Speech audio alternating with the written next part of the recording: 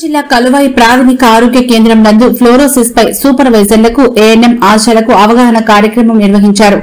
ఈ కార్యక్రమానికి జిల్లా ఫ్లోరోసిస్ కార్యక్రమ అధికారి డాక్టర్ దివ్య హాజరయ్యారు.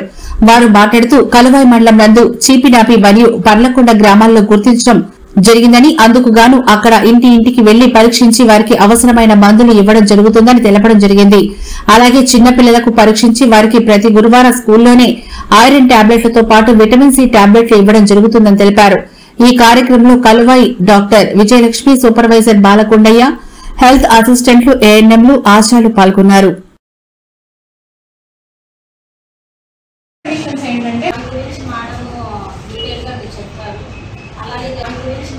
సో ఇవి రెండు కండిషన్స్ ఏంటంటే మనకి ఫ్లోరోసిస్ ఇట్లాంటివి నవ్వుతుంటారు కదా, అందులో కూడా ఫ్లోరైడ్ అనేది ఉంటుంది.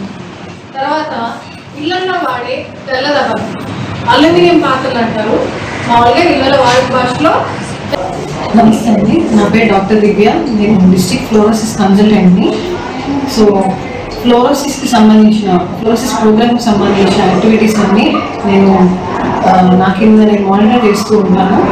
సో ఇక్కడ మనకి మెయిన్ కలువాయి మండలంలో చీపినాపి అండ్ పర్లకొండ ఇవి రెండు హ్యాబిటేషన్స్ మనకి ఫ్లోరైడ్ ఎఫెక్టెడ్ హ్యాబిటేషన్స్గా మనకి ఐడెంటిఫై అయ్యాయి. లాస్ట్ ఇయర్ కూడా మనం సర్వే చేయడం జరిగింది. దానికి సంబంధించిన ట్రైనింగ్ ప్రోగ్రాము మనము ఇవ్వడం జరిగింది. కలువాయి పిహెచ్సి పరిధిలో ఆశాలు, ఏఎన్ఎంస్, ఎంఎల్హెచ్పీలు వీళ్ళందరికీ, సూపర్వైజర్ స్టాఫ్ వీళ్ళందరికీ మెడికల్ ఆఫీసర్ గారి ఆధ్వర్యంలో ట్రైనింగ్ ఇవ్వడం జరిగింది. అండ్ 3rd, 4th, 5th ఎవరైతే ఎంపీపీ స్కూల్లో ఉంటారో పిల్లలు వాళ్ళందరికీ స్క్రీన్ చేసి వాళ్ళలో ఎవరికైతే పళ్ళ మీద గారెలు ఉన్నాయో వాళ్ళని ఐడెంటిఫై చేసి వాళ్ళ డీటెయిల్స్ తీసుకోవడం జరిగింది. వాళ్ళకి ట్రీట్మెంట్ విటమిన్ సి టాబ్లెట్స్ని ఎవ్రీ గురువారం ఐరన్తో పాటు ఇవి కూడా ఇవ్వమని సూచించడం జరిగింది.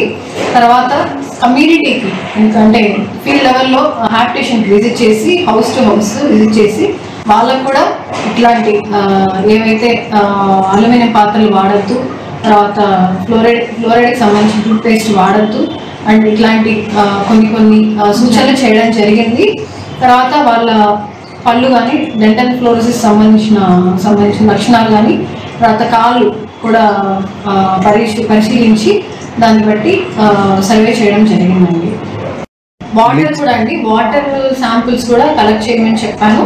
కలెక్ట్ చేసి మాకు డిస్ట్రిక్ట్ హెడ్ క్వార్టర్కి పంపిస్తే అక్కడ మేము టెస్ట్ చేసి 1.5 ppm కంటే ఎక్కువ కానీ మనకి ఫ్లోరైడ్ శాతం కానీ కనిపించిందంటే మనం ఇమీడియట్గా RWS వాళ్ళతో మాట్లాడి యాక్షన్ తీసుకునేలాగా చర్యలు తీసుకుంటామని తెలియజేయండి.